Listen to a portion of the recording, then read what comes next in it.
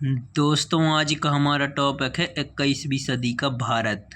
21वीं सदी का भारत प्रस्तावना। 21वीं सदी का भारत एक नवजात शिशु की भांति कुंठाओं रहित निरंतर वृद्धिगत एवं विकासमान राष्ट्र होगा। वो एक ऐसा वटवृक्ष होगा जिसकी जड़ें गहरी होंगी। वे गौरवशाली परंपराओं से रस ग्रहण करती हुई नित्य नई शाखाओं को प्रस्फुटित करने में समर्थ होंगी। वो वटवृक्ष प्रत्येक पक्षी और पथिक को आश्रय एवं व्यवहार प्रदान करने वाला स्थायी स्रोत होगा। 21वीं सदी में प्रवेश। 20वीं सदी नित्य नए उतार चढ़ावों, परिवर्तनों एवं संघर्षों से परिपूर्ण रही है।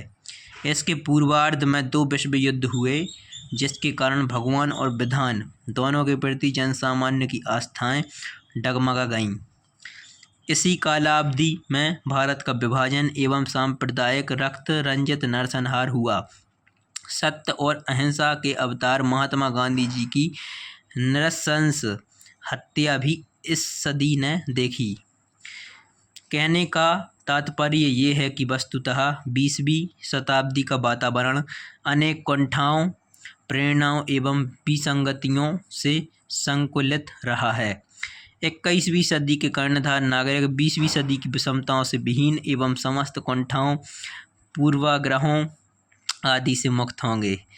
वे नव भारत के निर्माण में प्राणपण से संलग्न हो जाएंगे।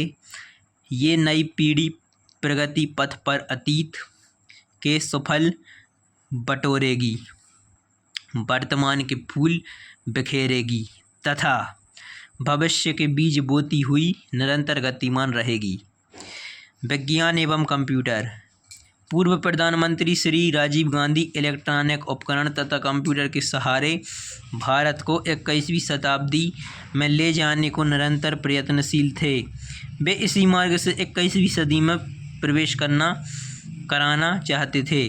वस्तुतः तकनीकी उन्नति की मांग ही है कि हम ज्ञानेंद्रियों की क्षमता में वृद्धि करने वाले उपकरणों का नित्य नया विकास करें। आध्यात्मिकता। हमारी परिकल्पना है कि 21वीं सदी के भारत में मनीषी, संत, श्रेष्ठ वैज्ञानिक तथा शक्ति संपन्न राजपुरुष मानव होंगे। भारत की आध्यात्मिक शक्ति नए रूप में प्रस्फुटित होगी और पूर्ण वेग के साथ प्रवाहमान होगी। 21वीं सदी के भारत के सम्मुख गौरवशाली परंपराओं के वरदान के साथ परंपरागत समस्याओं के अभिशाप भी होंगे। सामाजिक, राजनीतिक, सांस्कृतिक, शैक्षिक आदि सभी प्रकार की समस्याएं अपना समाधान नए सिरे से चाहेंगी। 21वीं सदी के भारत में गांधीवादी जीवन दर्शन कथनी की उपेक्षा करके करनी का वर्ण कर चुका होगा। तब बापू के सुख स्वप्न को साकार करने वाला राम राज्य हमारा जीवनादर्श होगा। उसकी परंपराएं हमारा जीवन मूल्य होंगी। तब राजनीति का भी धर्म होगा और धर्म की राजनीति होगी। प्रत्येक भारतवासी अपने गुण स्वभाव के अनुसार अपने जीवन का निर्माण करने के लिए स्वतंत्र होगा। शिक्षा दीक्षा। 21वीं सदी की शिक्षा नीति भारत को नया मानव प्रदान करेगी। उस शिक्षा पद्धति के अंतर्गत बालक को भीड़ के अंग के रूप में नहीं, एक स्वतंत्र व्यक्ति के रूप में शिक्षित प्रशिक्षित होने के अवसर प्रदान किए जाएंगे। उसको ना तो कोरा कागज समझा जाएगा जिसमें चाहे जो कुछ लिखा जा सके, और ना उसको एक खाली बर्तन ही समझा जाएगा जिसमें चाहे कुछ भी भर दिया जाए। उसको एक विकासशील पौधे की तरह विकसित होने के लिए उन्मुक्त एवं उपयुक्त वातावरण उपलब्ध कराया जाएगा।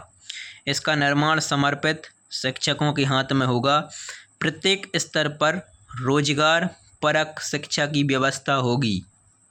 21वीं सदी के भारत की शिक्षा नीति का लक्ष्य ऐसे नागरिकों का निर्माण करना होगा जो अपने परिवार, समाज, देश और उसकी मिट्टी से प्यार करे, अपने आप को भारतीय कहने में आत्मगौरव का अनुभव करे।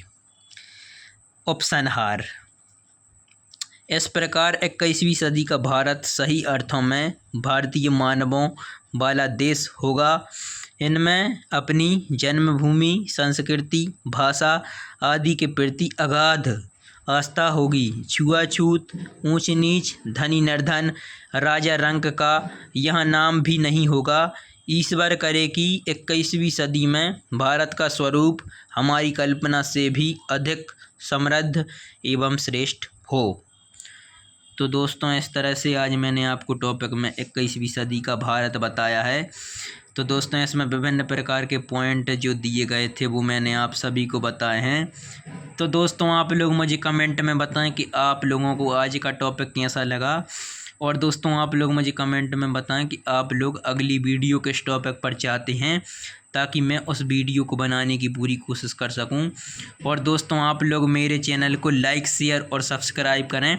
दोस्तों, मिलते हैं अगले ब्लॉग में, तब तक के लिए आप सभी को गुड बाय।